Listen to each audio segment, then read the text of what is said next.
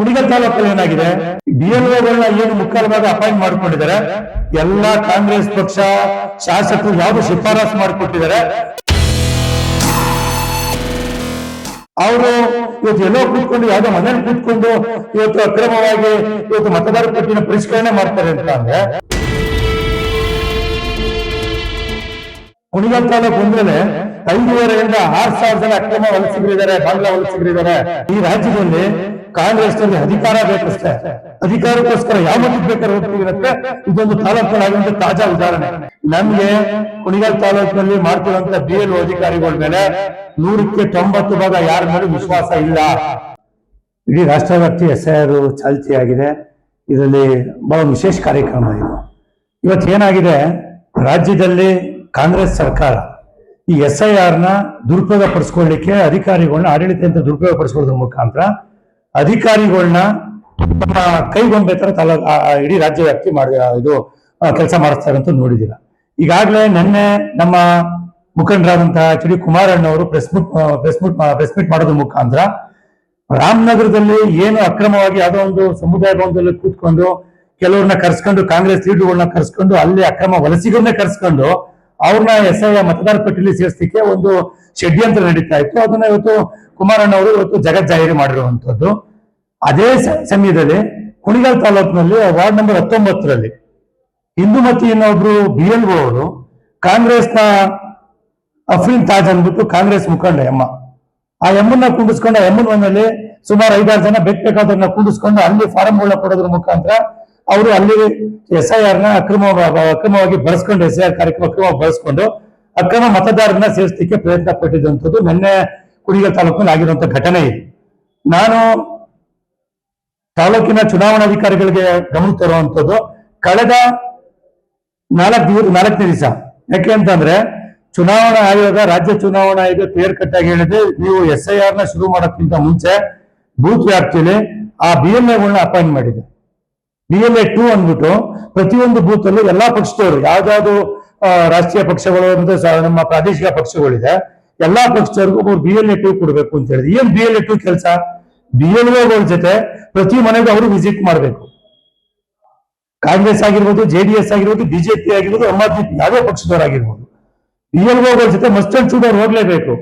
ಅವ್ರಿಗೆ ಮಾಹಿತಿ ಕೊಡ್ಬೇಕಾಗಿರೋದು ಯಾರು? BLA 2ಗೆ ಇಂಥ ದಿವಸ ನಾವು ಬರ್ತೀವಿ, ಇಂಥ ರೋಡನ್ನ ಮಾಡ್ತೀವಿ ಅಂತ ಕೊಡ್ಬೇಕಾಗಿರೋದು BLOಗಳು ಕೊಡ್ಬೇಕು. ಕುಣಿಗಲ್ ತಾಲೂಕಲ್ಲಿ ಏನಾಗಿದೆ, BLOಗಳನ್ನ ಏನು ಮುಕ್ಕಾಲು ಭಾಗ ಅಪಾಯಿಂಟ್ ಮಾಡ್ಕೊಂಡಿದ್ದಾರೆ. ಎಲ್ಲಾ ಕಾಂಗ್ರೆಸ್ ಪಕ್ಷ ಶಾಸಕರು ಯಾವ್ದು ಶಿಫಾರಸು ಮಾಡಿಕೊಟ್ಟಿದ್ದಾರೆ ಅದೇ BLOಗಳನ್ನ ಇವತ್ತು ಚುನಾವಣಾಧಿಕಾರಿ ಅಧಿಕೃತವಾಗಿ ಘೋಷಣೆ ಮಾಡಿರುವಂತದ್ದು ತಾಲೂಕಿನಲ್ಲಿ.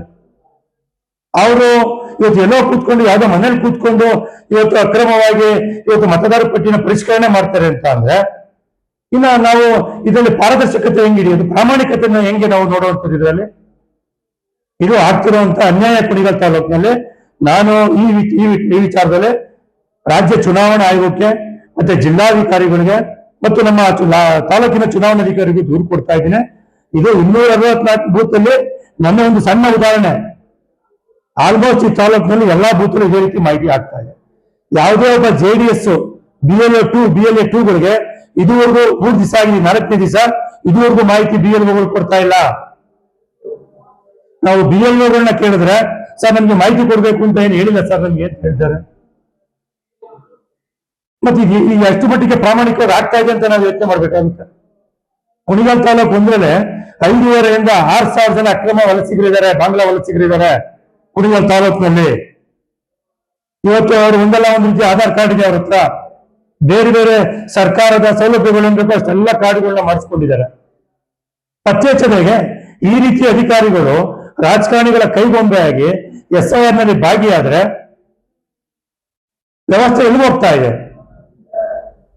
ಈ ರಾಜ್ಯದ ಅಧಿಕಾರ ಇರುವಂತ ಕಾಂಗ್ರೆಸ್ ಸರ್ಕಾರ, DK ಶಿವಕುಮಾರ್ ಅವರು ಇಡೀ ರಾಜ್ಯ ವ್ಯಾಪ್ತಿ ಕುಣಿಗಲ್ ಆಯ್ತು, ಇವತ್ತು ನೆಲಮಂಗಲದಲ್ಲಿ ಇದೇ ರೀತಿ ಆಗ್ತಾ ಇದೆ, ರಾಮನಗರದಲ್ಲಿ ಇದೇ ರೀತಿ ಆಗ್ತಾ ಇದೆ, ಮಾಗಡಿಯಲ್ಲಿ ಇದೇ ರೀತಿ ಆಗ್ತಾ ಇದೆ. ಪಾರದರ್ಶಕತೆ ಏನಿದೆ ಮತ್ತೆ SIR ಅಲ್ಲಿ? ನಾವು ಕೇಳ್ತಿರುವಂತದ್ದು ಹೌದು. ಸರ್ಕಾರಕ್ಕೆ, ಈ ಕಾಂಗ್ರೆಸ್ ಸರ್ಕಾರಕ್ಕೆ ಏನಾಗಿದೆ, ಅಧಿಕಾರ ಬೇಕಷ್ಟೇ ಅವ್ರಿಗೆ. ದೇಶದ ಬಗ್ಗೆ ಅವ್ರಿಗೆ, ಈ ದೇಶದ ಬಗ್ಗೆ ಯೋಚನೆ ಇಲ್ಲ. ದೇಶದಲ್ಲಿರುವಂತಹ ಅಕ್ರಮ ವಲಸಿಗರ ಬಗ್ಗೆ ಅವ್ರಿಗೆ ಚಿಂತನೆ ಇಲ್ಲ. ಎಷ್ಟು ಜನ ಅಕ್ರಮ ವಲಸಿಗರು ಬರ್ತಾರೆ ಅಷ್ಟು ಕಾಂಗ್ರೆಸ್ಗೆ ಸ್ವಲ್ಪ ಕ್ರೆಡಿಟ್ ಜಾಸ್ತಿ. ಯಾಕೆ ಅಂತಂದ್ರೆ ಅವರೆಲ್ಲ ಮುಂದೆ ಕಾಂಗ್ರೆಸ್ಗೆ ವೋಟರ್ಸ್ ಅಲ್ಲ, ಅವರೆಲ್ಲ ಏನಾರ ಮಾಡಿ ಅವ್ರನ್ನ ಉಳಿಸ್ಕೋಬೇಕು. ಹೇಳಿದಲ್ಲ, ಈ ರಾಜ್ಯದಲ್ಲಿ ಕಾಂಗ್ರೆಸ್ನಲ್ಲಿ ಅಧಿಕಾರ ಬೇಕಷ್ಟೇ, ಅಧಿಕಾರಕ್ಕೋಸ್ಕರ ಯಾವ ಮಟ್ಟಿಗೆ ಬೇಕಾದ್ರೆ ಹೋಗ್ತೀವಿ ಅನ್ನೋಕ್ಕೆ ಇದೊಂದು ತಾಲೂಕಿನಲ್ಲಿ ಆಗಿರುವಂತ ತಾಜಾ ಉದಾಹರಣೆ. ಇದಕ್ಕಿಂತ ಉದಾಹರಣೆ ಬೇಕಾ? ಒಬ್ರು BLO ಅವರು ಯಾವ್ದೋ ಮನೇಲಿ ಕೂತ್ಕೊಂಡು, ನಿಮ್ಗೆ ವಿಡಿಯೋ ಮಾಡ್ತೀವಿ ಈ ತರ ಸೋಷಿಯಲ್ ಮೀಡಿಯಾದಲ್ಲಿ ನೋಡಿದ್ದೀರಾ ನೀವು, ಯಾವ್ದೋ ಮನೇಲಿ ಕೂತ್ಕೊಂಡು ಎಲ್ಲರನ್ನು ಕರ್ಸ್ಕೊಂಡು ಅಲ್ಲಿ ಫಾರಂ ವಿತರಣೆ ಮಾಡ್ತಾರೆ ಅಂತ ಅಂದ್ರೆ ಮತ್ತೆ ಇನ್ನೇನಿದೆ ಪಾರದರ್ಶಕತೆ ಇಲ್ಲಿ? BLO ಜೊತೆಯಲ್ಲಿ BLF ಆಗಿ ಮೂರು ಪಕ್ಷದ ಮುಖಂಡರು ಅಲ್ಲಿ ಇರ್ತಾರೆ. ಮಸ್ಟ್ ಅಂಡ್ ಶುಡ್ ಇರಲೇಬೇಕು. It's A mandatory. ಯಾಕೆ ಅಂತಂದ್ರೆ ಯಾವುದೇ ಪಕ್ಷ ಇರ್ಬೋದು, ಮೂರು ಪಕ್ಷ ಅಂತಿಲ್ಲ. ಇನ್ನು ಆಮ್ ಆದ್ಮಿ ಪಾರ್ಟಿ ಪಕ್ಷದವರು ಅವರು BLF ಪಟ್ಟಿ ಕೊಟ್ಟಿದ್ರೆ ಅವ್ರನ್ನೂ ಕೂಡ ಜೊತೆ ಕರ್ಕೊಂಡು ಪ್ರತಿ ಮನೆಗೆ ಹೋಗ್ಬೇಕು ಅವರು. ಈ ಮಾಹಿತಿನ 264 ಬೂತ್ ಅಲ್ಲಿ ಯಾರೇ ಒಬ್ಬರ BLF ಹೋಗಿದ್ರು ಮಾಹಿತಿ ಇಲ್ಲ, ಎಕ್ಸೆಪ್ಟ್ ಕಾಂಗ್ರೆಸ್. ಈ ರೀತಿಯ ಅಕ್ರಮ ವಲಸಿಗರನ್ನ ಹೇಗೆ ಕಂಡುಹಿಡಿಯುವುದು? ಅದಾಗ್ತಾ ಇಲ್ಲ ಇಲ್ಲಿ, ಇದಾಗ್ತಾ ಇಲ್ಲ. ಕರ್ನಾಟಕದಲ್ಲಿ ಇದನ್ನ ಆಗ್ತಾ ಇಲ್ಲ. ಯಾಕಂದ್ರೆ DK ಶಿವಕುಮಾರ್ ಇವರೆಲ್ಲ ಪಳಗ್ಬಿಟ್ಟಿದ್ದಾರೆ. ಅವ್ರಿಗೆ ಗೊತ್ತಿದೆ ಯಾವ ರೀತಿ ರಾಜಕಾರಣ ಮಾಡಬೇಕು, ಯಾವ ರೀತಿ ಅಧಿಕಾರಿಗಳನ್ನ ದುರ್ಬಳಕೆ ಮಾಡ್ಕೋಬೇಕು, ಯಾವ ರೀತಿ ಆಡಳಿತ ಯಂತ್ರವನ್ನ ದುರ್ಬಳಕೆ ಮಾಡ್ಕೋಬೇಕು ಅನ್ನೋದು ಸನ್ಮಾನ್ಯ DK ಶಿವಕುಮಾರ್ ಅವರಿಗೆ ಕರಗತ ಆಗೋಗಿದೆ ಈ ರಾಜ್ಯದಲ್ಲಿ. ಈಗ ಆಲ್ರೆಡಿ ನಾವು ನಮ್ಮ ರಾಜ್ಯ ಮಟ್ಟದ ನಾಯಕರುಗಳಿಗೆ ಮತ್ತೆ ನಮ್ಮ ಕಾನೂನು ಘಟಕಕ್ಕೆ ಮಾತಾಡಿದ್ದೇವೆ. ಇದನ್ನ ಇವತ್ತು ಚುನಾವಣಾ ಆಯೋಗಕ್ಕೆ, ರಾಜ್ಯ ಚುನಾವಣಾ ಆಯೋಗಕ್ಕೆ ಏನು ನಿನ್ನೆ ನಡೆದಂತ ಒಂದು ಘಟನೆ ರಾಮನಗರದಲ್ಲಿ, ನಿನ್ನೆ ನಡೆದಂತ ಘಟನೆ ವಿಚಾರದಲ್ಲಿ ಈಗಾಗಲೇ ರಾಜ್ಯ ಚುನಾವಣಾ ಆಯೋಗಕ್ಕೆ ನಮ್ಮ ರಾಜ್ಯ ಕಾನೂನು ಘಟಕ ಈಗ ಆಲ್ರೆಡಿ ದೂರು ಕೊಟ್ಟಿದೆ. ಈಗ ನಮ್ಮ ಕುಣಿಗಲ್ ವಿಚಾರಕ್ಕೆ ಸಂಬಂಧಪಟ್ಟಂಗೆ ಇದನ್ನು ಮಧ್ಯಾಹ್ನ ದೂರು ಕೊಡ್ತಾ ಇದೀವಿ ರಾಜ್ಯ ಚುನಾವಣಾ ಆಯೋಗಕ್ಕೆ. ನಮ್ಗೆ ಕುಣಿಗಲ್ ತಾಲೂಕಿನಲ್ಲಿ ಮಾಡ್ತಿರುವಂತ BLO ಅಧಿಕಾರಿಗಳ ಮೇಲೆ 100ಕ್ಕೆ 90 ಭಾಗ ಯಾರ ಮೇಲೂ ವಿಶ್ವಾಸ ಇಲ್ಲ. ಎಲ್ಲ ರೀಶಫಲ್ ಆಗ್ಬೇಕಾಗಿದೆ. ಅದೇ ವಾರ್ಡ್ನ ಅಧಿಕಾರಿಗಳನ್ನ ತಗೊಂಡ್ಬಂದಿದ್ದಾರೆ. ಅಲ್ಲಿ ಯಾರು ಕಾಂಗ್ರೆಸ್ ಅವರು ಶಾಸಕರು ಶಿಫಾರಸ್ ಮಾಡಿದ ಪಟ್ಟಿನ ಇವತ್ತು ಅಧಿಕೃತವಾಗಿ ಆಯ್ಕೆ ಮಾಡ್ಕೊಂಡಿದ್ದಾರೆ, BLOಗಳಾಗಿ ಆಯ್ಕೆ ಮಾಡಿದ್ದಾರೆ. ಅವರಲ್ಲಿ ಯಾವ ಪ್ರಾಮಾಣಿಕತೆ ನೋಡ್ಬೇಕಾಗುತ್ತೆ ನಾವು? BLOಗಳನ್ನ ಚೇಂಜ್ ಆಗ್ಬೇಕಾಗಿದೆ ಒಂದು. ಎರಡನೇದು, ರಾಜ್ಯ ಜಿಲ್ಲಾ ಚುನಾವಣಾ ಆಯೋಗ ದಯಮಾಡಿ ಈ ಕೂಡಲೇ ಕುಣಿಗಲ್ ವಿಚಾರದಲ್ಲಿ ಮುತುವರ್ಜಿ ವಹಿಸಬೇಕಾಗುತ್ತೆ. ಕುಣಿಗಲ್ ವಿಚಾರದಲ್ಲಿ ಇಂಟರ್ಫಿಯರ್ ಆಗ್ಬೇಕಾಗುತ್ತೆ.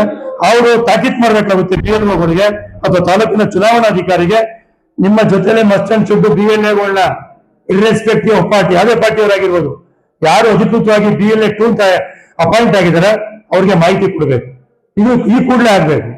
ಮತ್ತೆ ಇದೇ ಧೋರಣೆ ಮುಂದುವರೆದ್ರೆ ತಾಲೂಕಿನಲ್ಲಿ JDS ಘಟಕ, ತಾಲೂಕು JDS ಘಟಕ ಇದ್ರ ವಿರುದ್ಧವಾಗಿ ಕಾನೂನು ರೀತಿ ಹೋರಾಟಕ್ಕೆ ನಾವು ಸಿದ್ಧವಾಗಿದ್ದೀವಿ.